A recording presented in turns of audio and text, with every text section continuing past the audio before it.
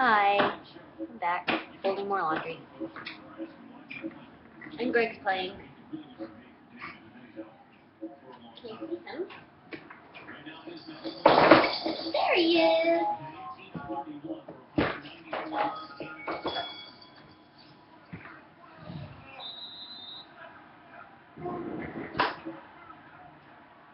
So, Greg and I went to go visit my friend in the hospital. I'm going to post a link to the news video of her, because she made the news. She's a nun and she was hit by a hit and run.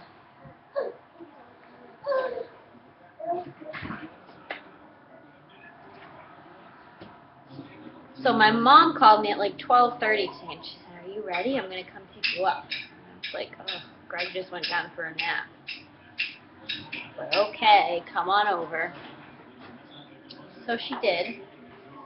And Gregory woke up on his own like right before she came over. And so we went to Portland, which is like a half an hour from here. And that's where we thought that she was, at the big main medical center in Portland.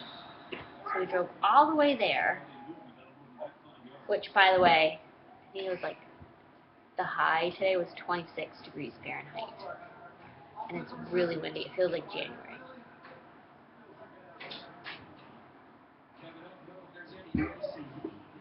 You're in the video.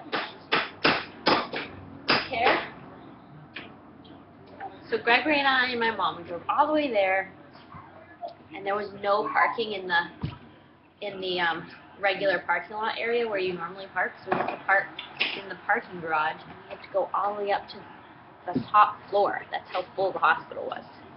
And it was so windy out. So we get there, we pull into the spot, and then the wind is whipping, and we get out, and it's like bone-chilling cold. And it's not that big of a deal. I'm used to it. I live in Maine. But when you go from like a 40-degree weather day to 26 with a wind chill, it's really a shock. And it was cold. And we trompled all the way through the parking lot, and we get inside, and we go to the information, and we talk to the information lady, and she looks up Sister Vi's information. And before she even looked it up, my mom said, "Oh, we're here to visit a woman named Sister Vi." And the information lady goes, "Oh, you mean that nun?"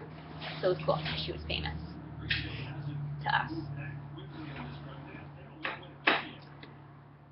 But she had been discharged already. They went and picked her up and brought her home. Well, home like to the nursing convent, the nursing home that's attached to the convent. She doesn't even live in the convent. She lives,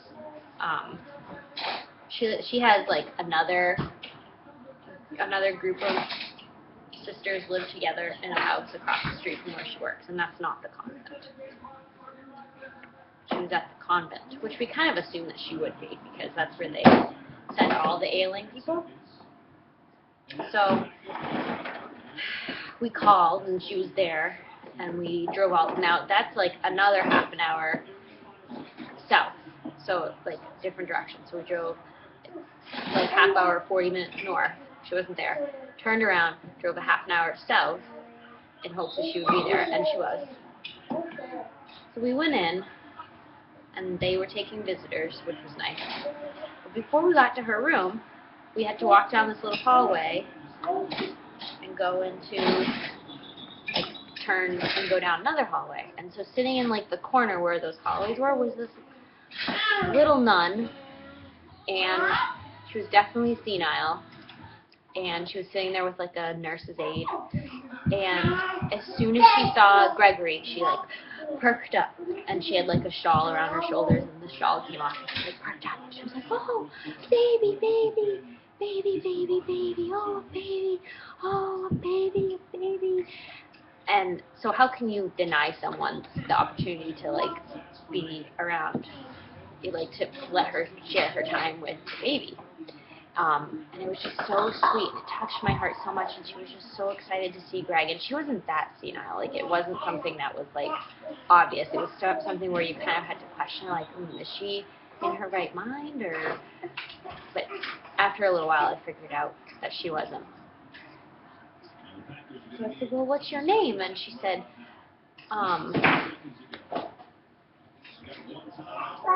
Sister O'Marine. I said, O'Marine? She's like, Sister O'Marine. Like Homer, Ean. O'Marine. I thought that was such a pretty name. And she was definitely French-Canadian, which was cool.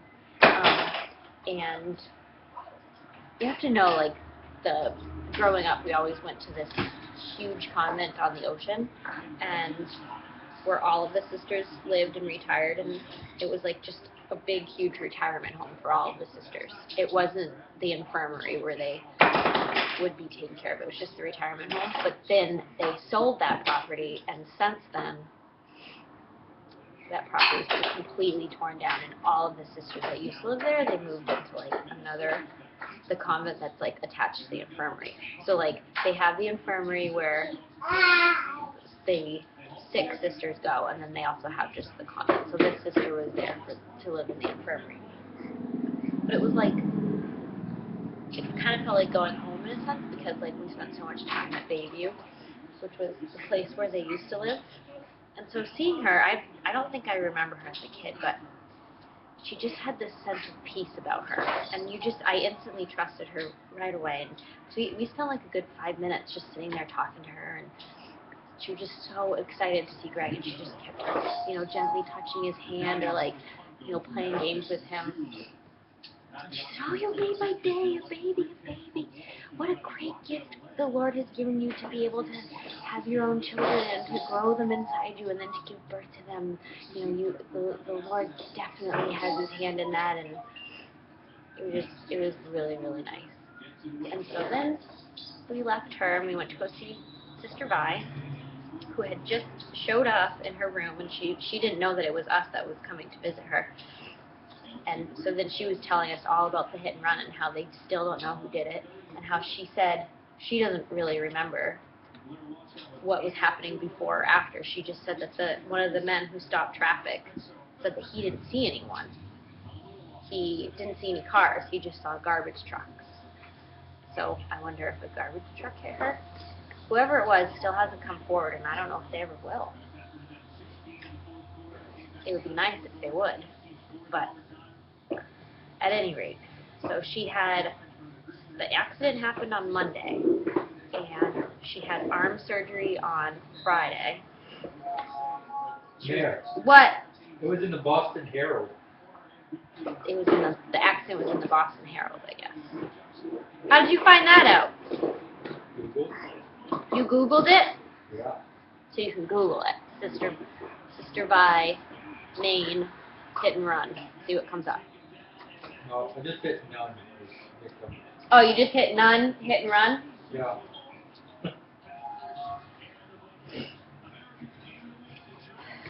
So anyways, she's finally healing, and she's on the mend, and she'll be there for a long time. She was so excited to see us, and she was really happy to see Gregory. So it was definitely worth the trip and driving all around. We brought her flowers and a cart and stuff. But it just really touched my heart, because that was like, all of those sisters are a piece of my family, a piece of my dad, a piece of who I am. And to just see them and to go back and visit, granted, like, the home where we all would spend a lot of time in the convent isn't there anymore, but to spend time in their new home, which really isn't that new, it's maybe like 8 years old, was just really nice. And then, we left Sister Vi, and well, before we left, like, she had other visitors coming in and talking French-Canadian to her, which was so cool. It's always nice to listen to them speak French-Canadian. I don't really know everything that they're saying, but I think it's beautiful. And they were just so excited to have their friend back. So then we left, and Sister O'Marine was sitting at the corner again, all quiet, very, alone. As soon as we rounded the corner and she saw Greg, it was like, she was so excited. Baby, baby, baby, hey, you brought him back, baby, baby. I've never held a baby before, could I hold him? And another friend of our sister, Annette, was like, no, if you want to hold him, you need to sit down, because she, like, got up out of her chair and, like, came over to see us. And so she sat down, and I placed Gregory on her lap, and he's heavy, you know, and he didn't want anything to do with sitting there. So she instantly gave him back to me, but I held him close enough to her so she could play games with him, and it totally made her day. And then after we left, she just kept talking about the baby, you know, we were walking down the hallway and she couldn't see us anymore, and the baby, and I don't know. It almost makes me want to cry because she was just so sweet. I would definitely want to go back and visit her again. She was so sweet and endearing, and it's just such an amazing gift that these women have given to go and to marry the Lord and to spend their whole life ministering to the rest of humanity for the Lord. That's their vocation. And to know that she doesn't have any family. This is her family. She does have family, like the sisters are her family, but, you know, she gave up the vocation of marriage and being a mom. And maybe she didn't necessarily give it up because it was never her vocation to begin with. So I guess that's why I just feel so touched by it, because I've always wanted to be a mom. That's always been my vocation. To be a wife and to be a mom, and to see someone who chose, or didn't necessarily choose, but knew that God was calling her in a different direction, and said yes to that call is just like so endearing. And to know that she's at the end of her life, and I hope that she can reflect back on her life, and I don't know. It just brought me a lot of happiness to meet her and to be with her today. And I just keep thinking about her. And since we've been home, I'm just thinking about her. So anyways, I might go back and visit Sister Vi. I know she'll be very busy with lots of people visiting her, but she's kind of like my, you know, grandmother in a way. We like to take care of her. And I'd like to see Sister Omarine if we go back, or when we go back. So anyways, that's about it. I have lentil tacos on the stove. It's our first time making lentil tacos. We like lentils and we like tacos, so we'll try that. And I have to leave in like half an hour to do youth ministry. For high school, I do high school youth ministry. And that's about it. Tomorrow I'm going to get my flu shot. And Gregory's going to get his flu shot on Tuesday.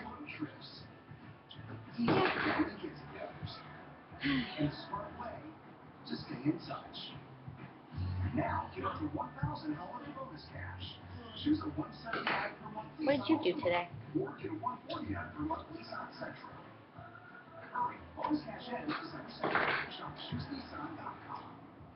I like folding laundry and talking.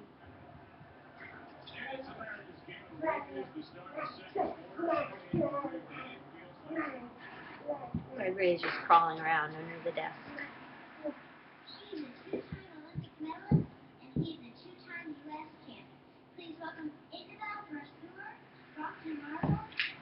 I guess just seeing her today, Sister Omarine, made me realize that. Oh, have you heard the cricket link? Crickets, like chirp, chirp, chirp. My aunt sent it to me. And it's these crickets that someone recorded and then slowed down, because crickets are like, live their life a lot faster than a human being, so they slowed them down to like a human being's pace, and they're all singing in unison, and it sounds like humans. It's the coolest thing. I should find the link and post it below. It's so awesome. My aunt sent it to me. It's definitely worth. It's kind of creepy, but it's so beautiful. It's so worth listening to. You should definitely check it out. If I remember, I'll post the link down below. I don't even know if this video will post because I've been talking now for 15 minutes. Alright, I'll see you later. Bye.